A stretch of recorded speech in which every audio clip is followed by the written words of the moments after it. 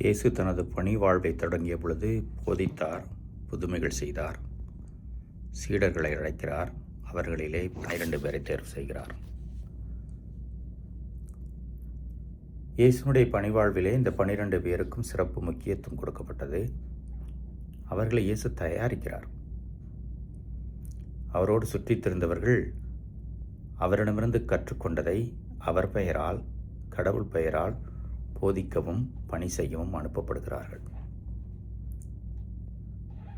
இது ஒரு முன் சுவை. பிறகு ஆண்டவர் இயேசுனுடைய பாடுகள், மரணம், உயிர்ப்பு, விண்ணேற்பு, தூய ஆவியானோர் வருகை, அதையெல்லாம் தாண்டி இவர்கள் முழு மூச்சுடன் இதே பணியை செய்ய வேண்டும்.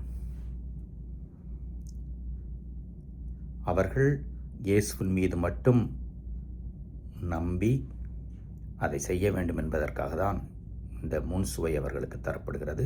அவர்களும் அதை அனுபவமாக மாற்றிக்கொள்கிறார்கள். இயேசுவின் பெயரால் பேயோட்டுகிறார்கள், மனமாற அழைப்பு விடுக்கிறார்கள், புதுமைகள் நடக்கிறது. அந்த திருத்தூதர்களின் வழியிலே இன்றைக்கு எவ்வளவோ பேர் நாமும் இயேசுவின் பணியை செய்ய அழைக்கப்படுகிறோம். நம்முடைய ஆன்மீக வாழ்விலே இயேசுவோடு நல்வுறவிலே இருக்கிறோம். அவரது போதனைகளை படித்து கற்றுக்கொள்கிறோம். திருவருட்சாதனம் மூலம் அருளை பெற்றுக்கொள்கிறோம். பிறகு எங்கே வாழ்ந்தாலும், எதை செய்தாலும், என்ன பேசினாலும், வாழ்கின்ற இடத்திலே, பணி செய்கின்ற இடத்திலே இயேசுவின் பெயரால் வாழ வேண்டும், பணி செய்ய வேண்டும். நம்முடைய சொல்லும் செயலும் இயேசுவை எடுத்துரைக்க வேண்டும்.